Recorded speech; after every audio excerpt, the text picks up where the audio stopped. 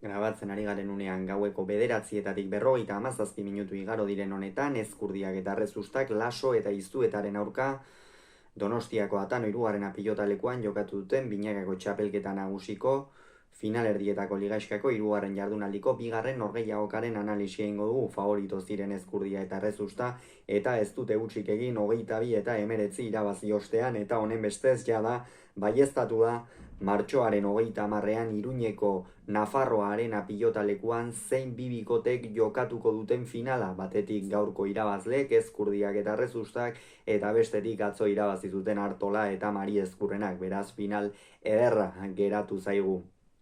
Hala ere, gogoratu ezagun, joan den astean Ezkurdiak eta Errezustak 22 eta 18 irabazi zietela Artola eta Mari Ezkurrenari, eta Lasok eta Iztuetak berriz Peña eta Albizuri Eibarko astelena pilotalekuan 22 eta 13 irabazi zieten. Honen bestez, bi bikoteak bolada honean iritsi dira eta haze partida jokatu duten. 4 pilotariek egin dute Goitiberako norgehiagoka,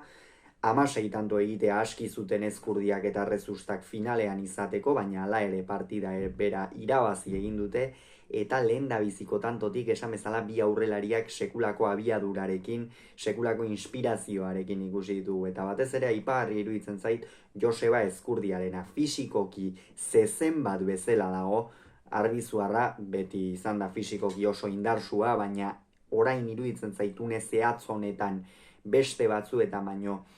hobeto dagoela, fisikoki aldeak markatzen ditu, horrez gain bere bolea funtzionatzen ari da, eta horrek askotan Lasok ikeragarri sufritzea ekarri du. Gainera ezker gantxoak luze jotzen zituenean Lasori oinetara etortzen zitzaion, eta defentsan handia den pilotari bat eta egonkorra den pilotari bat balima hori Unai Laso da, baina gaurkoan ere kosta egin zaio,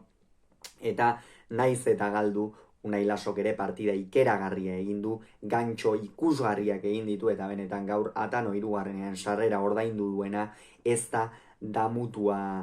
izango. Atzeko kuadroetan ere Errezusta eta Iztueta oso egonkor. Beñat Errezusta ezkerrez astintzen, eutsi behartzenean eusten, Martxel ere ongi astintzen eta atzetik Ezkurdiari altzuen gehienak entzen, naiz eta batzuetan kosta egin zaion, eta lehen etenaldira 8 eta 3 aurreratu dira Ezkurdia eta Errezusta, eta hor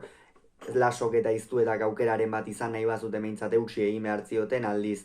ezin testu inguru hobean hasi dute partida Ezkurdiak eta Errezustak, izan ere eurentzat partida ongi hastea funtsezkoa zen, 16 tanto egitea askotan ezbaita bat ere xamurra izaten,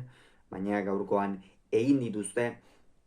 eta gainera nahiko azkar 12 eta 10 aurreratu dira, baina segituan 16 eta 11 jarri dira, hor elkarri bostekoa eman diote, baina azkenerako 22 eta 19 amaitu da norgehiagoka, baina esango nuke partida handia jokatu dutela 4 pilotariek, eta noski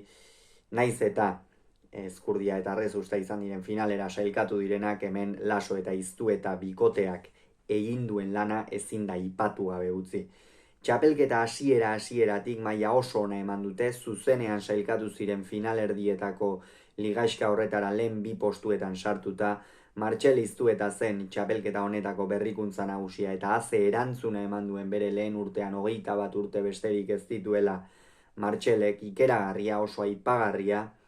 eta astindu, eutsi, bermea eman, eta Laso handi batekin sekulako txapelketa jokatu dute, naiz eta finalarekin ezin izan duten biribildu, eta aldiz Unai Lasoren inguruan esan behar dena da, buruz buruko txapelketa horretara sekulako momentuan iritsiko dela, eta hori ere noski eskertuko du Bizkar eta Gerendingo aurrelariak, txispaz fresko dago,